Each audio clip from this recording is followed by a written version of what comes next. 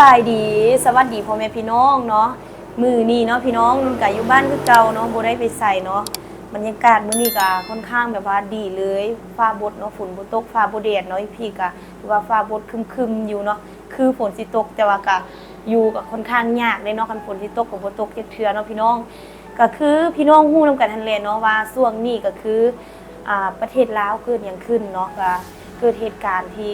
บ่คาดคิดเนาะหลายคนก็บ่คาดคิดนั่นแหละว่ามันเป็นเหตุการณ์ที่ค่อนข้างแบบว่าสะเทือนขวัญเนาะอยู่ภูผามุนเมืองปากท้าแขวงบัวแก้วเนาะซึ่งมีกองกำลังที่เป็นกองกำลังติดอาวุธเนาะซึ่งบ่ทราบฝ่ายว่าเป็นกองกำลังใดหรือว่าเพิ่นมาด้วยเหตุเพิ่นมาด้วยเจตนาอีหยังเนาะแต่ว่าเพิ่นบุกโจมตีกองกำลัง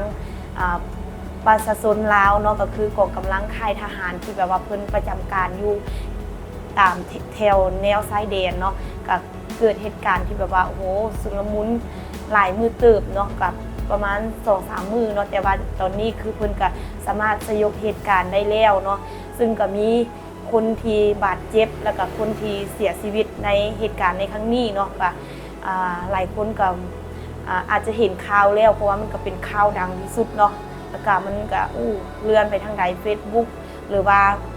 TikTok เนาะไปทางใดก็เห็นเนาะเพราะว่ามันเป็นเขตชายแดนติดกับลาวไทยเนาะไทยแล้วก็มันเป็นเขตชายแดนที่แบบเป็นป่านะพี่น้องเนาะเหตุการณ์ก็โอ้โหนักหน่วงพอสมควรแต่ว่าเดี๋ยวนี้เพิ่นก็สามารถคลี่คลายสถานการณ์ได้แล้วแล้วก็ล่าสุดก็มีกับเพจของกองทัพเนาะเพิ่นก็ออกมารายงานสถานการณ์เนาะในตอนแล้งเมื่อวานนี้ออกรายงานสถานการณ์ตอนแล้งเมื่อวานนี้เพราะว่าเหตุการณ์นี้มันเกิดขึ้นย้อนหยังแล้วก็เป็นมีแรงภูมิใจอีหยังเดเนาะแล้วก็ล่าสุดกับเพิ่นก็ได้จับคนที่แบบว่ากระทำผิดหั่นแหละเนาะได้ประมาณ4คนเนาะเดี๋ยวสิเป็นแนวใดเนาะนุ่นก็สิมาอ่านข่าวที่เพิ่นลงให้เฮาได้เบิ่งเนาะเพราะว่าข่าวล่าสุดก็เป็นของมื้อแลงวานนี้เนาะเพิ่นก็ออกมาแถลงเนาะเป็นเพจกองทัพเลยเนาะพี่น้องเดี๋ยวสิเป็นแนวใดก็มาเบิ่งนำกันเพราะว่านุ่นเองก็หาก็เห็นคือกันเนาะตื่นเช้ามาหาก็เห็นเพราะว่าเฮาก็บ่คิดว่าเขาเจ้าจะแถลงตอนแลงของเมื่อวานนี้เนาะล่าสุดเลยพี่น้องเนาะนี่อันนี้ก็เป็นเพจของกองทัพเลยเพิ่นว่าจะนี่เนาะเนื้อในก็คือกำลังทหารชายแดนกองบัญชาการทหารแขวงบัวแก้วปะทะกับกลุ่มค้ายาเสพติดเนาะนี่เวลาประมาณ 4 โมงของวันที่ 3 พฤษภาคม 2025กองห้อยป้องกันชายแดนประจำอยู่เมืองปากท้าแขวงบัวแก้วได้ออกเคลื่อนไหวกวดกาลาดตระเวนใกล้กับเส้นชายแดนลาวไทยในขอบเขตภูผามุนเมืองปากท้าแขวงบัวแก้วและได้ทึกกลุ่มแก๊งค้ายาเสพติดดักสกัดลัดยิงด้วยกำลังอาวุธจากนั้นจึงเกิดการปะทะกันขึ้นจาก2ฝ่ายจุดดังกล่าวเนาะนี่การปะทะ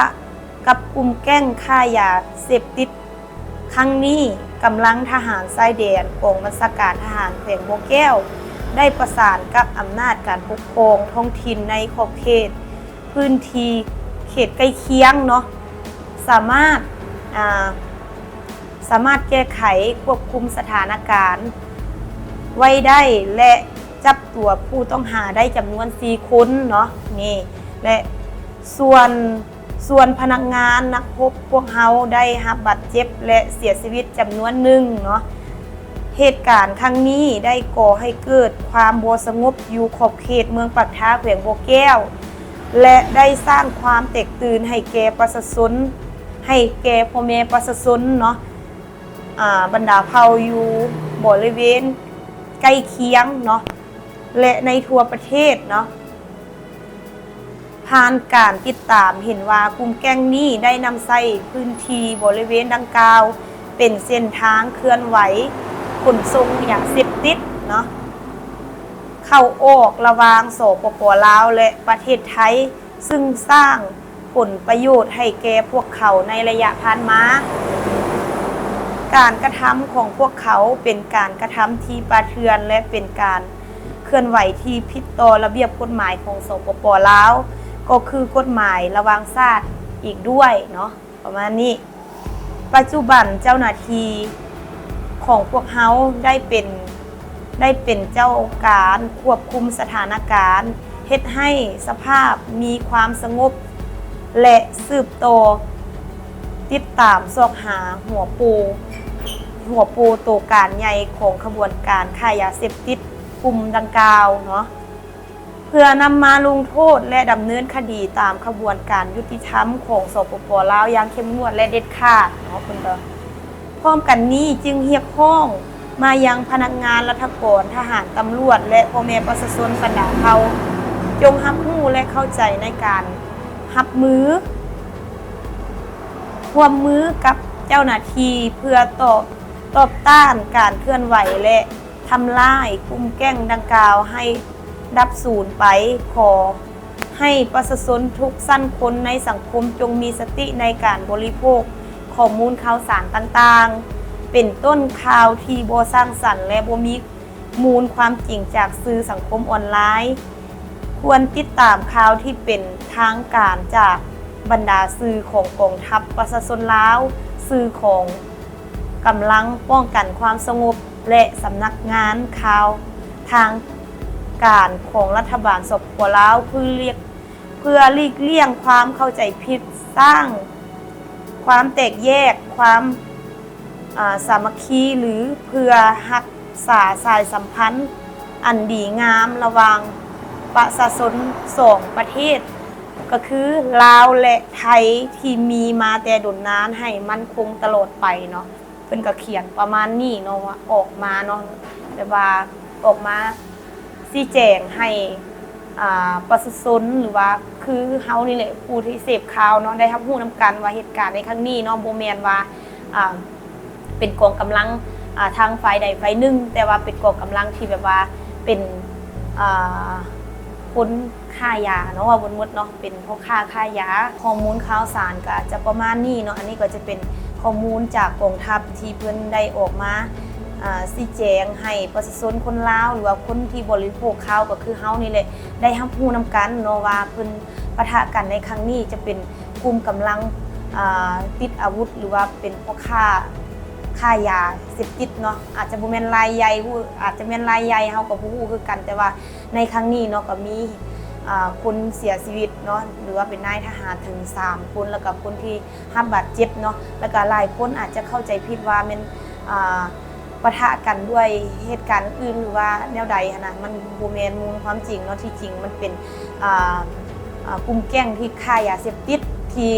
อาศัยเขตนี้เป็นจุดผ่านเนาะก็คือไป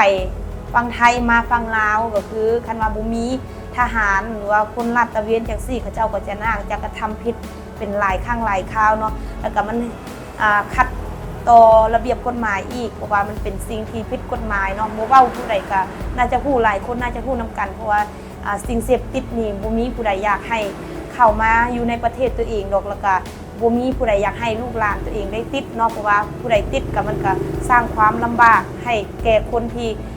กินว่าบนมดเนาะคันว่าบ่มีคนผลิตคนกินมันก็อาจจะลดน้อยถอยลงไปแต่ว่าอันนี้มันมีคนผลิตในเมื่อเขาเจ้าสกัดกั้นแบบซี่เนาะเฮาก็น่าจะ